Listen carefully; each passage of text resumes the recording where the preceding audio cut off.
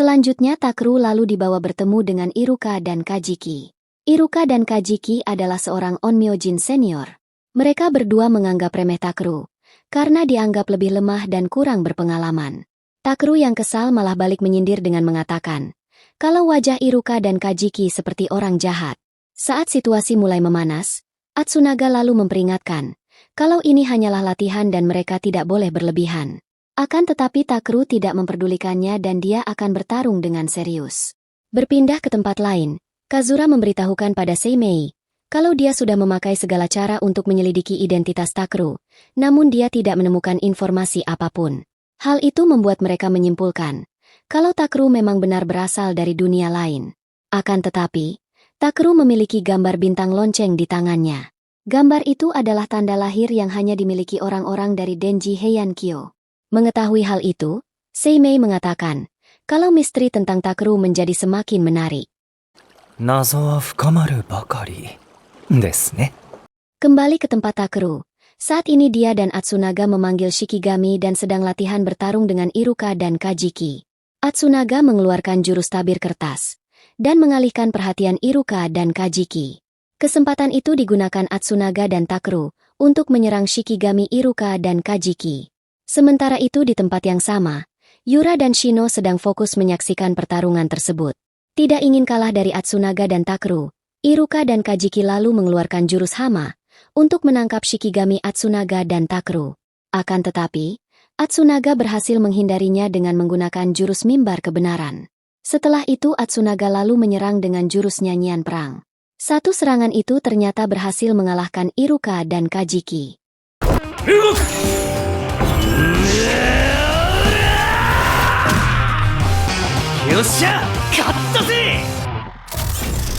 Melihat kemenangan Atsunaga dan Takru, Yura lalu menghampiri Kajiki dan mengajaknya untuk memanggil Shikigami.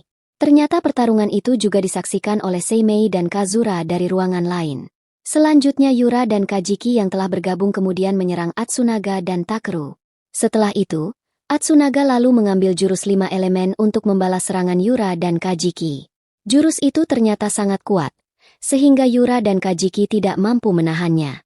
Setelah melakukan serangan itu, Atsunaga dan Takru malah keluar dari Shikigami mereka. Atsunaga mengatakan, kalau itu adalah latihan bertarung melawan Iruka dan Kajiki, oleh karena itu mereka tidak perlu melanjutkannya. Akan tetapi hal itu malah membuat Yura merasa sangat kesal. Selanjutnya Atsunaga dan Takru lalu berbicara dengan Yura. Atsunaga mengatakan bahwa dia tidak keberatan jika Yura dan Kajiki menjadi rekan. Mendengar perkataan Atsunaga itu, Yura beranggapan kalau sekarang Atsunaga lebih memilih Takru. Namun Atsunaga menjelaskan, kalau ketahanan Kajiki bisa membuat Yura bertarung dengan lebih maksimal. Hal itu malah membuat Yura semakin kesal dan pergi meninggalkan Atsunaga dan Takru. Malam harinya Takru memasak makanan untuk Tsukimiya. Pak Wada mengatakan, kalau dia sangat terkejut melihat Atsunaga membawa Takru, dan dia lebih terkejut lagi setelah melihat kemampuan bertarung Takru. Tsukimiya lalu bertanya pada Takru, di mana Atsunaga saat ini? Takru memberitahukan, kalau saat ini Atsunaga dan onmyojin lainnya sedang memilih 5 bintang dan harus berlatih. Menurut perkataan Tsukimiya, 5 bintang adalah peringkat tertinggi yang bisa diraih seorang onmyojin. Akan tetapi Takru tidak memperdulikan hal itu, karena tujuannya menjadi onmyojin adalah untuk melindungi Tsukimiya. Mendengar hal itu, Tsukimiya lalu mengatakan, kalau dia merasa senang Takru mengatakan itu secara terang-terangan. Takru yang salah tingkah lalu meminta Tsukimiya agar besok Tsukimiya tetap bersamanya saat pertunjukan diadakan. Akan tetapi Tsukimiya tidak yakin dengan hal itu. Walaupun Oni sangat menakutkan bagi Tsukimiya dan membuat warga kota ketakutan, Tsukimiya tidak ingin menyerah hanya karena Oni. Oleh karena itu, Tsukimiya ingin memakai tariannya untuk menyemangati orang-orang di Denji Heian-kyo. Setelah mendengar hal itu, Takru akhirnya bisa mengerti perasaan Tsukimiya, dan dia berjanji akan tetap melindungi Tsukimiya apapun yang terjadi. Keesokan harinya, Seimei menyuruh Atsunaga dan Takru untuk saling bertarung dengan sungguh-sungguh. Jika Takru terluka parah dalam pertarungan itu, maka Shino akan menyelamatkannya. Menurut Seimei, nyawa Takru harus terancam agar dia bisa memakai kekuatannya. Saat latihan bertarung dimulai, Atsunaga langsung menyerang Takru dengan menggunakan jurus 5 guntur. Takru berusaha menahan serangan mematikan itu, hanya dengan kekuatan Onmyo yang baru saja dia pelajari. Melihat tangan Takeru yang mulai terbakar, Seimei lalu menyuruh Shino segera menyelamatkan Takeru. Akan tetapi Takeru masih belum menyerah, dan dia malah berhasil menghentikan serangan Atsunaga. Anehnya lagi, luka bakar di tangan Takeru ternyata telah menghilang. Selanjutnya setelah Yura selesai menyaksikan pertarungan Atsunaga dan Takeru, dia tidak sengaja mendengar percakapan Seimei dan Kazura. Seimei berniat memasukkan Takeru ke dalam peringkat 5 bintang. Akan tetapi Kazura beranggapan, kalau itu masih terlalu awal untuk Takeru. Mendengar hal tersebut, Yura kemudian segera pergi dari tempat itu dengan perasaan kesal. Selanjutnya hari pembukaan pertunjukan akhirnya dilaksanakan. Saat sedang menyaksikan pertunjukan, Takeru lalu bertanya pada Atsunaga, apa yang sebenarnya diincar oleh Oni. Atsunaga memberitahukan bahwa Oni datang melalui kabut hitam untuk membawa manusia ke dunia mereka sebagai sumber daya atau bahan makanan. Setelah mendengar perkataan Atsunaga itu, Takeru menyadari kalau sebentar lagi kabut hitam akan muncul di kota. Oleh karena itu Takeru kemudian segera pergi untuk memperingatkan semua warga kota. Akan tetapi orang-orang itu tidak memperdulikan Takeru, dan malah menganggapnya sebagai pria aneh. Tidak lama kemudian, alarm tanda bahaya akhirnya berbunyi, karena 60 detik lagi kabut hitam akan muncul di tempat itu. Tidak ingin kejadian yang sama terulang kembali, Takeru lalu segera menyelamatkan gadis kecil yang sebelumnya terkurung di dalam kabut hitam.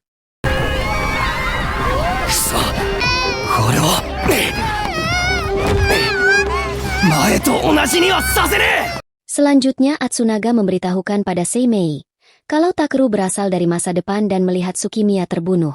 Saat Takeru juga mati di masa depan, dia akhirnya kembali ke masa lalu. Walaupun Atsunaga masih merasa ragu dengan hal itu, tapi dia akan percaya dengan Takeru. Berpindah ke tempat Takeru, setelah berhasil menyelamatkan orang-orang dari kabut hitam, dia mulai berpikir bisa mencegah kematian Tsukimiya. Karena dia tidak jatuh ke panggung pertunjukan, Tsukimiya pasti tidak akan dipanggil oleh penasehat kaisar. Tidak lama kemudian, Yura tiba-tiba datang dan ingin berbicara dengan Takeru. Ternyata Yura ingin mengajak Takeru bertarung tanpa menggunakan teknik Onmyo, dan melihat siapa yang lebih kuat di antara mereka berdua. Karena Yura terlihat sangat serius, Takeru akhirnya menerima tantangan itu. Selanjutnya Takeru mengajak Yura untuk bertarung di atas gedung. Hal itu sengaja Takeru lakukan, agar dia bisa melihat kabut hitam yang akan muncul siang ini. Karena merasa penasaran, Takeru lalu bertanya mengapa Yura tiba-tiba ingin berduel dengannya. Namun Yura mengatakan, kalau dia hanya ingin memastikan siapa yang lebih kuat. Dalam duel itu, siapa yang berlutut atau jatuh lebih dulu akan dianggap kalah. Setelah itu duel antara mereka berdua pun dimulai. Berpindah ke tempat Tsukimiya. Saat ini dia sedang latihan menari di atas panggung pertunjukan. Di tempat yang sama, Atsunaga dan Miyoshi terlihat sedang menonton Tsukimiya. Tidak lama kemudian, Pak Wada lalu datang dan memberitahukan kalau pembawa pesan Tuan Penasehat Kaisar ada di tempat itu. Penasehat Kaisar ternyata sangat menyukai pertunjukan Tsukimiya kemarin, dan dia ingin Tsukimiya datang menghadap untuk menerima hadiah. Mendengar hal itu, Atsunaga mulai tampak khawatir. Kembali ke tempat Takeru dan Yura. Saat ini mereka sedang bertarung dengan serius. Takeru bahkan diserang habis-habisan oleh Yura dengan tangan kosong. Yura memberitahukan kalau teknik serangan kakinya adalah yang terkuat di seluruh Denji Heian Kyo, dan orang seperti Takeru tidak akan bisa memahaminya. Sambil terus melancarkan serangan ke arah Takeru, Yura juga mengatakan kalau dia harus menjadi yang paling kuat, atau dia tidak akan bisa menyaingi kekuatan Atsunaga. Namun Atsunaga malah menyuruhnya menjadi rekan Kajiki, agar Yura bisa bertarung dengan caranya sendiri. Hal itu malah membuat Yura semakin merasa kesal sampai-sampai membuatnya menangis. Melihat Yura yang lengah, Takeru memanfaatkan kesempatan itu untuk melakukan serangan dan berhasil memukul Yura. Setelah menerima serangan itu, Yura akhirnya terjatuh dan duel dimenangkan oleh Takeru. Takeru lalu memberitahukan moto keluarganya, yaitu apa yang mereka lihat di depan mata adalah segalanya. Jika ada yang memalingkan pandangan, maka mereka harus segera menyerang. Di satu sisi, mereka juga tidak boleh terlalu fokus pada apa yang mereka lihat. Tidak peduli bagaimana sesuatu itu terlihat, seseorang tidak akan tahu dengan perasaannya sendiri. Jika mereka ingin mengetahuinya, maka mereka harus pergi untuk menanyakannya sendiri. Mendengar moto keluarga yang disebutkan Takeru itu, Yura akhirnya bisa mengerti dan dia kemudian tersenyum. Tidak lama kemudian, alarm tanda bahaya tiba-tiba berbunyi, karena wabah kabut hitam akan muncul dalam waktu 20 menit lagi. Mendengar hal itu, Takeru lalu segera pergi ke tempat Tsukimiya. Melihat Tsukimiya yang dikejar oleh kabut hitam, Takeru lalu berlari ke arah Tsukimiya untuk menyelamatkannya. Sayangnya usahanya itu tidak berhasil, karena Tsukimiya malah terkurung di dalam pagar pembatas. Tidak lama kemudian, mobil awan lalu muncul dan menjemput Takeru. Yura memberitahukan kalau Atsunaga sedang terjebak di dalam kabut hitam. Oleh karena itu, Yura dan Takeru akan bekerja sama untuk memanggil Shikigami. Takeru meminta untuk memegang kendali Shikigami, karena dia harus melindungi Tsukimiya. Berpindah ke dalam kabut, saat Oni ingin menghancurkan patung Tsukimiya, Takeru dan Yura akhirnya muncul dan langsung menyerang Oni itu. Saat ingin kembali menyerang, Oni itu malah bersembunyi di dalam gerbang penghubung. Dengan menggunakan gerbang penghubung itu, Oni bisa menyerang dari tempat yang tidak terduga. Oni itu lalu mengelilingi patung Tsukimiya dengan beberapa gerbang penghubung, dan berusaha untuk menghancurkannya. Takeru dan Yura tentu saja tidak tinggal diam, dan mereka melindungi Tsukimiya dengan sekuat tenaga. Akibat menerima semua serangan itu, efisiensi reaktor roh Shikigami berada di peringkat darurat. Walaupun situasi mereka sedang terdesak, Takeru ternyata tidak mau menyerah, karena dia sudah berjanji untuk melindungi Tsukimiya. Dengan tekad yang dimilikinya itu, Takeru berhasil mengeluarkan kekuatannya dan menahan serangan Oni tersebut.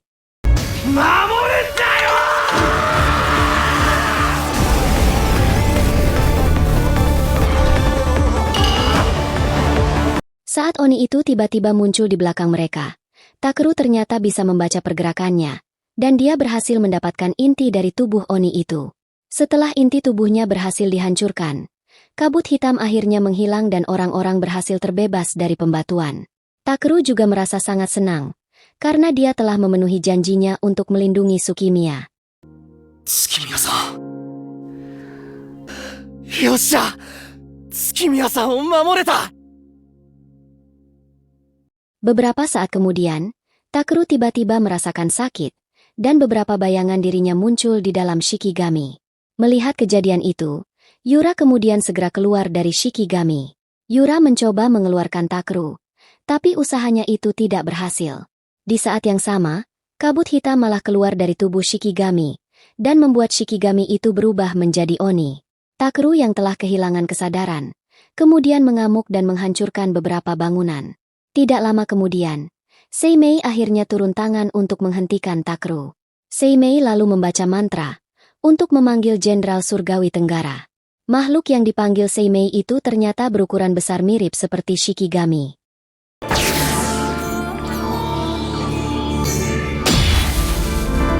Takeru, kimi no aite wa kochira desu.